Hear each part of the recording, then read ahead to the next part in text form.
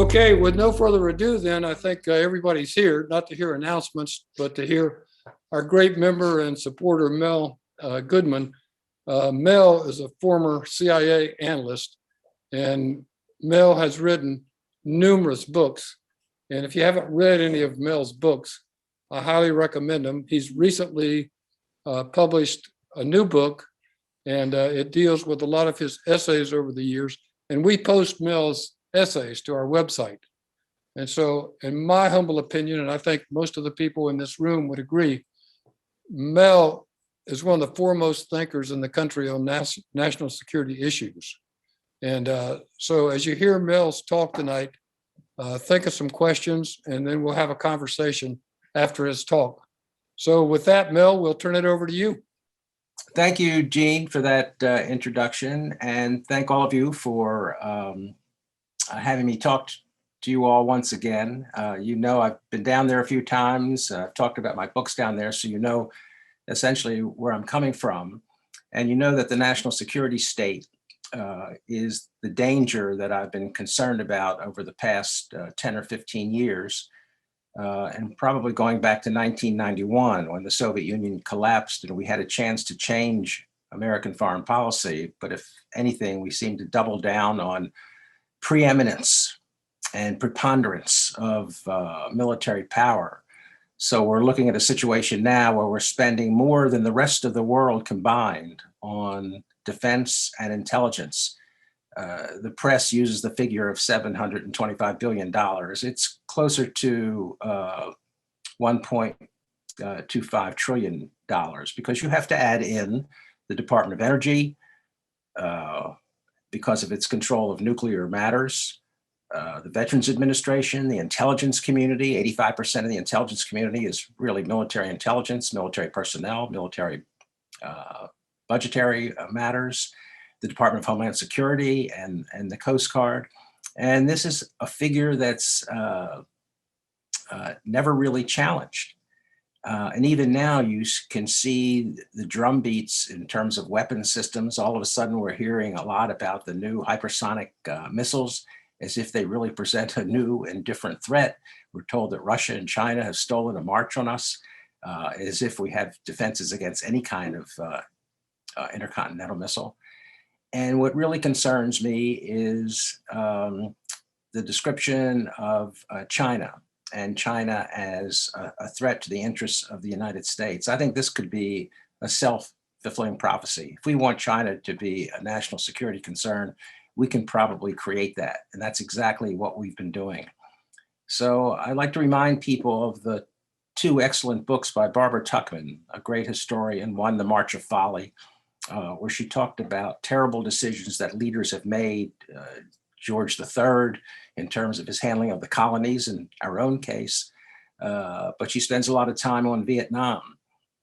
And if you happen to see the Sunday New York Times yesterday, they ran an excellent section on the Pentagon Papers that dealt with all the foundational lies that got us into Vietnam. The lie about the domino theory, the lie about Sino-Soviet collusion, the lie about what happened in the Gulf of Tonkin that led to the resolution that enabled Johnson to send 550,000 troops to Vietnam. So these are matters that are very important, but I have to interrupt my own trend of thought because the threat to democracy now and what happened on January the 6th, whether you want to call it an insurrection or I call it a coup, myself, an attempted coup was an illegal seizure of power. And when I think of the actions of Donald Trump, whatever his actual role was, he clearly was engaged in seditious behavior. He was inciting people to violence, telling them it's going to be wild, and if it isn't wild, you're going to lose your government. When the Republicans stopped us from holding any kind of investigative commission, creating an investigative commission, this was part and parcel of what we're seeing among all institutions in the country, statewide institutions. The laws that are being proposed and in many cases passed in at least 14 states, introduced in as many as 32 states to restrict voting rights, to suppress the vote. And when you look at the 4 years of Donald Trump and the attacks on the rule of law, you know, it was John Locke who said, when law stops, that's when tyranny begins.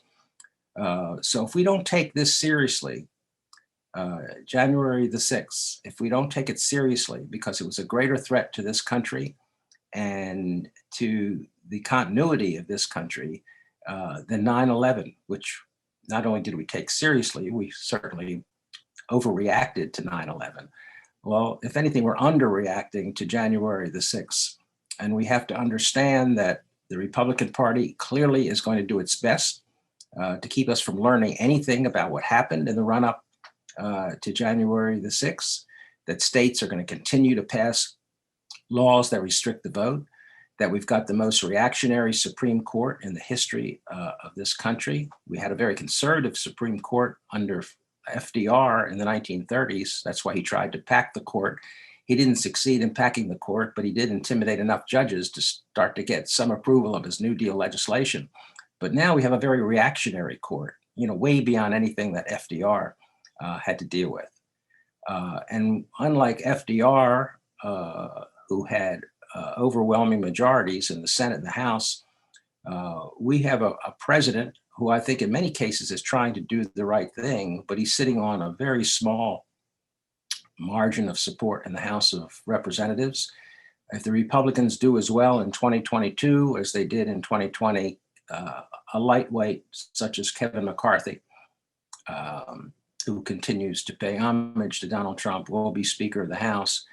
And actually, the Republicans only have to pick up one seat in the Senate to put Mitch McConnell back into a position of tremendous power where he can stop all political legislation in this country. Let me say a word about Joe Biden, because we're facing a very important event on Wednesday, and this is this meeting with Vladimir Putin. I'm not impressed with the run-up to the meeting with Putin. I think a lot of Biden's language has been extremely condescending and patronizing. But I'm going to take him at his word that he is going to try to find avenues of cooperation to at least begin a strategic dialogue that hasn't existed between Russia and the United States for 10 or 15 years. And this is extremely dangerous. There are too many areas where we need to be talking to Russia. Areas of climate control, the pandemic, arms control and disarmament, non-proliferation, their support for the Iran nuclear accord, their support for some kind of an agreement with North Korea to reduce their nuclear weapons program. So I'm not gainsaying the difficulty in dealing with the Russians over cyber matters and hacking into the Democratic National Committee and their attempt to influence the election of 2016, even though I don't think that had anything really to do with Hillary Clinton's defeat in 2016. But there are very important matters, strategic matters, that need to be addressed. And the sooner we get this strategic dialogue underway, I think the better off we'll all be. And the more we can talk about the necessary reductions in defense spending so we can start investing in our real security, our domestic security, our infrastructure, the work you're doing in terms of climate, to have that done on a national level. And finally, with regard to China, I think we're in a situation where we think we can deal with China the way we dealt with the Soviet Union during the Cold War. We're very proud of the George F. Kennan policy of containment. And maybe we did contain the Soviet Union. I'll give Kennan the benefit of the doubt on that one. But the Soviet Union was a very weak state that happened to have nuclear weapons. China cannot be contained. It is not a weak state. It's a very powerful state. It's a state with a nation state with a real vision, with strong leadership. They are a regional power and we're going to have to recognize that regional power. And the challenge for the United States, I think, is a diplomatic challenge, how to make China a stakeholder. It's the same challenge we have with regard to Russia on these areas where we're in agreement. And again, China is part of the Joint Comprehensive Plan of Action, the Iran nuclear accord. They were supportive of the negotiations with North Korea in terms of reducing the nuclear program in North Korea. They're bothered by Kim Jong-un's brandishing of nuclear weapons because all it does is draw in more US power into East Asia, which China is not interested in. And before we end up, again, to quote a word that Barbara Tuchman used in March of Follies in her Guns of August book, which dealt with how in the world did we ever end up in World War I when you had countries that weren't interested in being involved in military confrontation. There was a lot of sleepwalking going on. And I think there's sleepwalking going on with regard to China. And the one thing Biden has done in this respect that I worry about is if you look at the major appointments to key positions, whether it's National Security Advisor Jake Sullivan or his key deputy Kurt Campbell, I put Antony Blinken in this same category along with Eli Ratner, who is the Asian czar for Secretary of Defense Austin. These are hawks on the problem of China. We need to find a diplomatic solution to these problems. In fact, it's time to rebuild the diplomatic side of the national security arena that's been undermanaged and underfunded over the past 10 or 15 years while we've built up this incredible military force without any strategic plan that I'm aware of that means that over $1 trillion every year is devoted to defense. And we find ourselves engaged in unwinnable wars, whether it's Vietnam at one point or Iraq and Afghanistan at this current point. So we're going to find out on Wednesday a lot about the Biden team and Joe Biden's effort at personal diplomacy. I grant him the fact that he ended up with a wretched inheritance. There wasn't anything that Donald Trump did in 4 years that should be continued.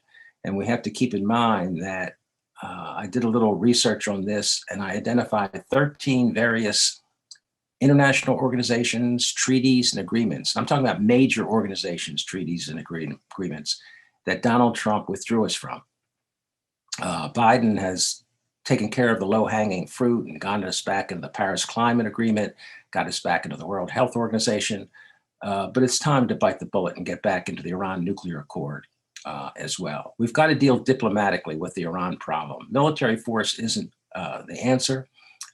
Israel under Netanyahu has done its best to try to encourage us away from diplomacy, has put pressure on us to use military force against Iran. We used too much coercive activity against Iran when Trump was president. I hope Biden doesn't move in that direction. And I think we'll get some clues on Wednesday. So with that, I'd like to throw it open to your questions, your comments, and find out what you want to talk about. Thank you, Mel. So if you have a question in your own Zoom, send it in on the Q&A. Yeah, this deals with what Rich calls the high percentage of Christian nationalists taking part in the January 6th insurrection or coup, whatever you want to use, whatever word. And do you think the Justice Department will go down that path of investigation? I think what we're dealing with is a phrase that came out of the Charlottesville riot several years ago, where they said, "You will not replace us." And I think specifically they said, "Jews will not replace us." I think the white supremacists and the Christian nationalists that you're talking about are talking about replacement and fear that people of color, and particularly African Americans and the Black Lives Movement, are going to replace them. And I feel this is what's fueling the support for Donald Trump. So my concern is Donald Trump at some point, I think, will go away. His performance in North Carolina shows I think he's dealing with a lot of problems, and the civil and criminal liabilities are going to mount up as we follow the activities of the state of New York and the Manhattan District Attorney. But that following, that strong group within the Republican Party that believes the election was stolen, they're not going away. And the replacement theory isn't going to go away. So we've got a very serious short-term and perhaps a serious long-term problem on our hands. And that's why I think taking the challenge to democracy seriously is one of the most important things we need to be doing. As far as Merrick Garland, Rich says, pursuing January the 6th as part of a domestic terrorist event or established any formal legal recognition of domestic terrorism. I think we have sufficient laws on the books for dealing with domestic terrorism. And now we have a Department of Homeland Security that is investigating white supremacists and the issue of white supremacy. We didn't have that again in the Trump administration. You know, people like, Chad Wolf, the last acting director of Domestic Homeland Security, and there were about 5 or 6 directors during Trump's 4-year tenure, weren't looking at this issue. You know, I always go back to Walt Kelly's Pogo. You know, we've met the enemy and he is us. So when you think of existential threat to the United States, it's not Russia, it's not China, it's not Iran, it's not North Korea. It's the division, the polarization in this country. And it's being fueled by the ideology of white supremacy. And it's a serious danger.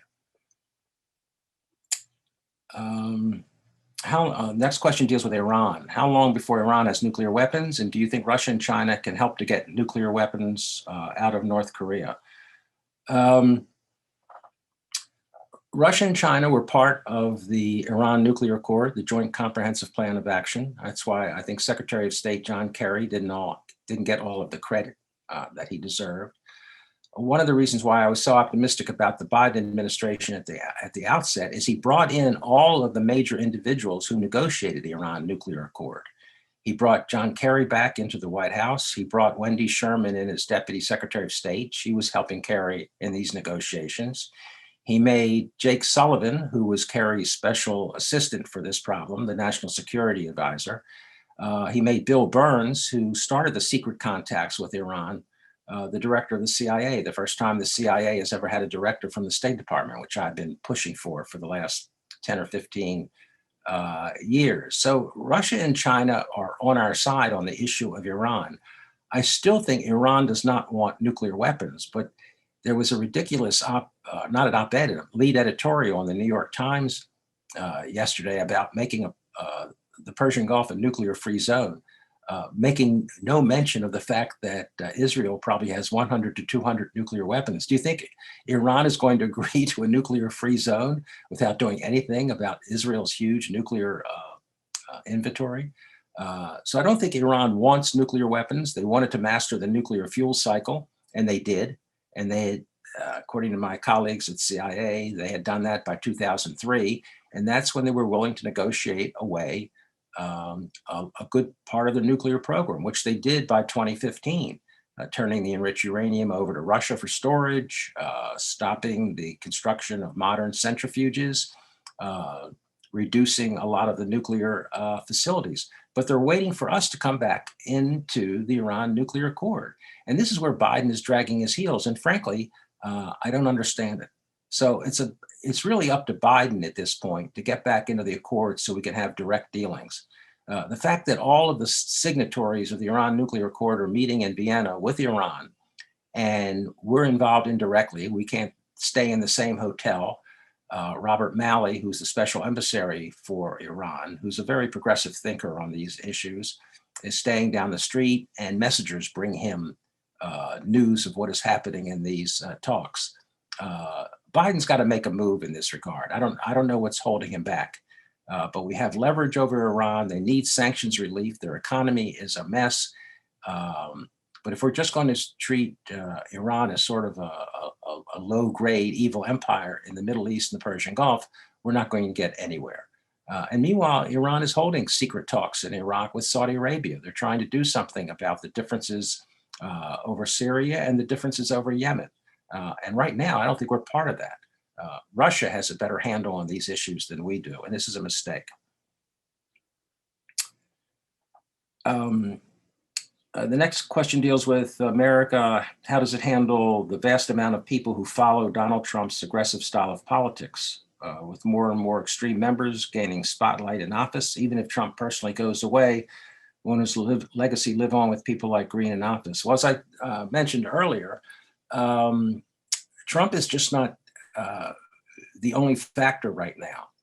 Trump could move on and we'd be still stuck with this very large group within the Republican Party that is not willing to support any of the legislative agenda, even those aspects such as technology, infrastructure, rebuilding America's cities. This is a group of nihilistic politicians who are trying to protect what they consider the white civilization in the United States. I really think this is a major problem. It's sort of the worst of us that has enforced minority rule. If you have to have a supermajority to pass any legislation, if you're going to need 60 votes, I don't think this is what the founding fathers had in mind when they were setting up the two houses of the Congress, the House of Representatives and the Senate. Maybe it's what they had in mind in terms of white men of property being the major players in our society, but they certainly wanted rule of law, and they wanted democratic accountability and responsibility. And right now we're having trouble managing that.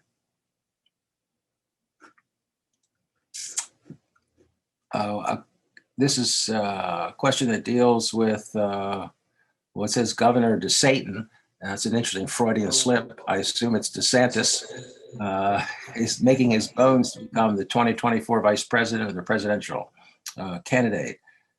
Should Trump's dementia consume him? Your thoughts?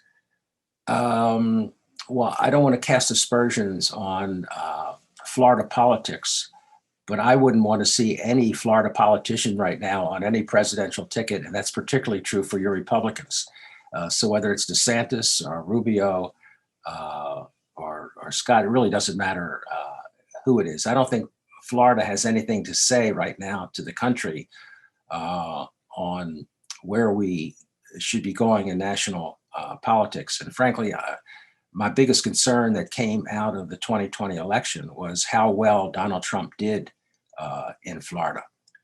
Again, I don't know how much longer Trump is going to be with us. I think he's got serious troubles that include civil and criminal proceedings that are moving ahead. This appointment of a grand jury by Cyrus Vance Jr., who is not going to run for re-election as Attorney General and wants to get this job done, I think, as soon as possible, suggests that he's going to be as preoccupied with legal matters as Benjamin Netanyahu was in Israel. And it's kind of interesting when you compare those two individuals. They were both trying to hang on to power to stay out of jail. Netanyahu's going to face a series of civil and criminal actions over the corruption of his administration over the past 4 years. And that's where Donald Trump is right now. That's why staying in the White House was so important to him.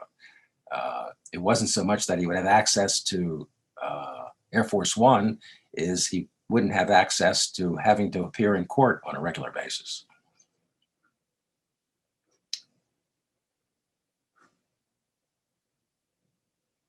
Mel, we're going to try to do a question from the floor. Charles. Shall I offer it from here? Can you hear me?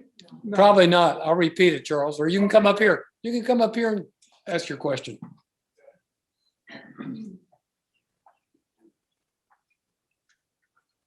And I've been sort of wanting to ask you this since I heard you were going to be talking. It has to do with voter, the next election and the role of voter suppression. It seems like we have sort of two layers to worry about.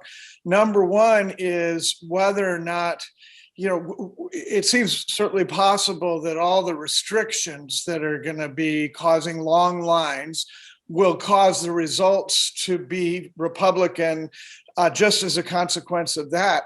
But even if people overcome that and there are small Democratic majorities, what is the likelihood that some of these, I guess, legislative mechanisms can take place where the state legislature or some committee of local electoral supervisors can say, well, it looks like the Democrats won, but we're declaring these votes don't count. So I see two things to worry about, and I'm wondering if that's your, I'm sure, much better based insight and what will happen. Well, your worry is my worry. Now, we were very lucky in 2020. We had people like, Ben Raffensperger in Georgia. In 2024, we may not have Ben Raffensperger. He'll be replaced by a legislative type. It won't be an elected official. And remember, they behave so well. And, the key states were Georgia, Arizona, Michigan, and Pennsylvania. In fact, if Trump had won, if you tailor the results and add about 50,000 votes to his total, he wouldn't have won the election, but he would have forced a tie in the Electoral College that would have forced the election into the House of Representatives, where you have more state delegations dominated by Republicans than Democrats. Remember, there are 23 states fully dominated by Republicans and only 15 states fully dominated by Democrats. And because of gerrymandering and redistricting, when you look at the vote on the January 6th commission, where I think 54 senators vote in favor of the commission, but you needed 60, the senators who voted for the commission represented 190 million people in America. And the people who voted against the commission represented 104 million people in America. That's what I'm talking about by minority rule. So the reforms you're talking about, well, they're not reforms, they're reactionary measures, will allow state legislators to challenge elections at their level, forcing any election into the House of Representatives. And if you go back to the corrupt bargain of 1876, that's the law that has to be addressed when they settled the Electoral College by bringing the military out of the South in the Reconstruction period. So it's not only voter access and voting hours and drop boxes, it's who will control these elections. And this is one area, I wish Merrick Garland, our Attorney General, were more aggressive, but at least in this area of voting rights, he, I think, doubled the size of his staff that's going to be monitoring these activities. But if the Democrats aren't active in getting people out to register, it's going to be about registration and about turnout, because we know from gerrymandering, and the classic state is Wisconsin, you can have over 60% of the vote go for Democrats in the state houses in Wisconsin, and you'll still end up with 60% representation by Republicans in the state house. So the deck is stacked against Democrats, and Republicans have turned in such a nihilistic direction that it's hard for the United States to act. And this is a serious problem. Yeah, I more than a question, I have a concern, and I'd just like to open it up to you. Part of the genesis of this whole vote thing actually originates here in Sarasota County with a group called Cyber Ninjas. And my understanding is that it was brought in here by our own Department of Economic Opportunity. Now, whether my tax dollars are used to bring these people in, what they received, I don't know. But it seems to me that there has to be an application somewhere. I'd like to see that application if it was a request for a proposal or whatever. What I understand is that they made references in their application. For example, they said they had done work for Citigroup. That's never been verified. I think we have to start at a local level. It's all good to talk about Iran and these other places, but I think the problem is right here. We have a chairperson of the Republican Party who's an elected official here. We have others here who are also a big part of the Republican machinery. And, so my idea would be, we really have to start here to find out the ideology of this whole thing. Where this I understand they came here from Illinois. I don't know if my tax dollars were used to bring these people here, but it seems as though they have no right to be asking a state to just turn over the ballots. So what's going on here locally? Let's find out that. No, I don't know. All I know is when you're looking at with the way the census came out in 2020, it means for the next 10 years, Republicans will be in a position to redistrict 187 districts. Democrats will be in a position to only redistrict about 75. And the key states, the states that I'm really worried about, and Florida, of course, is one of them. To me, it's Florida, Texas, Georgia, and North Carolina are going to be key to the 2024 election. And if you start this process, which we're seeing already, we're seeing it in Georgia, we're seeing it in Arizona, where you suspend county elected officials, election officials, and you name the state legislature is responsible for naming the chair of the state election board, you're in a position to contest valid ballots in the next election. And I think this is going to be a very serious problem. And the more you can do on a local level, the better off we are. Good evening. Hello. I floated around the Gulf of Tonkin in 66 and 67, and the only information I had about the war I was involved in came from Stars and Stripes. So since then, I've read a lot of books about Vietnam. And the one book that really grabbed my attention was by Major Archimedes Patty, who was an OSS agent.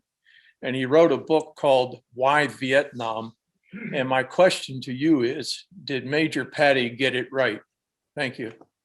I can't help you. I'm not familiar with that book.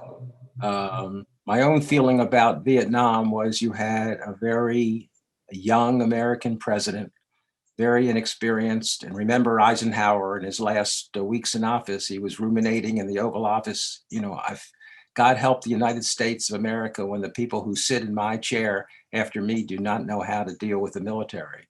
And I think John Kennedy was trying to impress the military, impress the conservative base in this country. And he was looking for where he might be challenged by the Soviet Union and China, because he still believed in the Sino-Soviet conspiracy. He ignored all of the intelligence we were producing at CIA about the Sino-Soviet split. And you're familiar, of course, with sending Maxwell Taylor around the world to find out where they were going to be challenging us. And of course, it was Maxwell Taylor who came back and said it's going to be Vietnam. The fact that the Russians and the Chinese were fighting over how they were going to support Vietnam, and actually fought a short war in 1969, was lost on the Kennedy administration and Johnson and Nixon, for that matter. So that was one of the foundational lies that, the Pentagon Papers, and we all have to thank Daniel Ellsberg. And that's why I recommend his book Secrets, which is the history of his knowledge about Vietnam and what actually is in the Pentagon Papers. And remember, when Robert McNamara commissioned the Pentagon Papers, it was because he knew that this war could not be won. He knew the war was over. This was 1965, 66, when we were really building up. We already knew that this was a fool's errand. And he wanted to have an historical record. There's nothing sensitive in terms of sensitive security matters in the Pentagon Papers. I've been through not all 7,000 pages, but a hell of a lot of it. This is public information for the most part. And we were lied to. And fast forward to just prove the only thing you learn from history is that you don't learn anything from history. Think of 2003, the Bush administration, the lies of George Tenet and the CIA on weapons of mass destruction. And we were at it again. The question is from Zoom, do we have anything to worry about from the recount so-called that's going on in Arizona? Oh, I don't think so. I mean, there have been so many recounts. And I think your speaker there who referred to the cyber ninjas, I think they're the ones involved in Arizona. I think there's the Secretary of State, this woman Holmes, has done a very good job, like Raffensperger in Georgia, the Secretary of State in Pennsylvania, and that's true for Michigan. I think they've got that under control, but that's this time around. And as I say, it was a very close call in 2020. And what is pretty frightening is you had the worst 4-year presidency in the history of the United States, and Donald Trump picked up 8 million votes, 9 million votes. And this is just appalling. It's just unbelievable to me on any level. Mel, we have one more question in the chat. If you could do that one. Yeah. Well, actually, I see two. One is, how does America handle the vast amount of people who follow Trump's aggressive style of politics, with more and more extreme members gaining spotlight in office? Even if Trump personally goes away, his legacy will live on with people like Green in office. Well, that's the point I was trying to make earlier. It's beyond Trump now. The worry is bigger than Donald Trump. I think the legal institutions and the democratic institutions of this country have now been activated to a certain extent, and that will take care of Donald Trump, but it's not going to take care of the Donald Trump problem. And his successor, and when you see the people who were vying to be a successor, people like Rubio or Cotton or Cruz, they're much wilier than Donald Trump. Donald Trump was a fool. The ones who will try to take his place and take on that mantle will be a lot more adroit and offer far more of a challenge to our democratic institutions. You know, there was a wonderful book written by a couple of Harvard professors a few years ago about how democracies die, and they die from within. It's not usually an external event, it's an internal event. Authoritarians are for the most part elected. Hitler was elected. Erdogan in Turkey was elected. Duterte was elected. We elected Donald Trump, which is hard to believe in itself. So if we're not active, if we're not zealous, if we're not vigilant, we're going to face some very serious problems. And it's a reference to the evangelical movement going off the deep end as far as conspiracy theories and outlandish statements like Biden's wife and daughter were killed in a car accident. No, I can't go on with that one. I mean, there's some conspiracy theories that are so far out they're really not worth even taking on. But that's what we're dealing with now. And large percentages of the Republican Party, when you see polling, 60 to 70% of Republicans think the election was stolen. More than 60% think that Trump was a very effective president. So again, it's not Trump. It's the Democratic Party has to get involved, which is in the past been too much of a party of elitism and not a party of the middle class. And I'm hoping that someone like Joe Biden can restore that political ethic, which I think the Democrats need to manage to deal with this challenge. Okay, with that, we'll thank Mel very much. And so I know Mel's not here, but let's give him a big hand. Thank you. Good to be with you. Thank you, Mel. Thanks a lot, Jimmy. We Thank you. appreciate It's all always you good to do be. and staying on Good top luck. of all the things you do. It's I'm going to keep writing. impressive. That's about all I can Any do. help that you can give us is appreciated, because we Yeah. are going to go forward. As Mel said, we have to be, in a sense, zealots. And so to be zealots, that means that we have to be more active and we have to be more effective. We have to be more effective than we were the last election cycle, and we intend to do that. And so if you have good ideas, don't keep them a secret. Let's, you know, our group is known for being open and transparent. So don't keep something to yourself. Let's get it out there and see if it'll work. We'll give it a test. And so I'd like to thank everybody for coming tonight. And up on the table, one of the things that we could do to get our names out there is we've got decals, we've got bumper stickers. Let's show our presence in the community. So make sure you take care of that. And we have a couple of comments on the floor, just quickly. Skip. Taking your lead, let's do something. Let's get it done. we've got a group of about 8 or 9 people now that are actively looking for candidates to run for office in Sarasota County.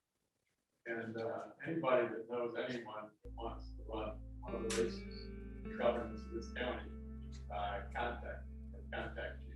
That's very important. There has to be good candidates.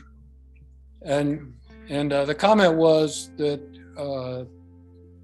various groups, ours included, we're looking for candidates. Now, one thing that Mel mentioned, which is very, very important, 60% of Republicans believe the election was stolen. They're out to lunch. We can't figure out why they believe that. But 40% of them don't. 40% of them know who won the election and they believe the election was honest. Those people need to be brought over to a nonpartisan group like ours so that we don't get believers in the big lie in office. That's what we've got to work to do. So our work's cut out for us. But there's one thing that Mike told us a long time ago. It's very important. We punch above our weight. Right, Mike? Okay, any other comments? Okay, with that, we'll call the meeting adjourned, except Doug, now for those people that are here, we're going to do our raffle. Mel, thank you very much.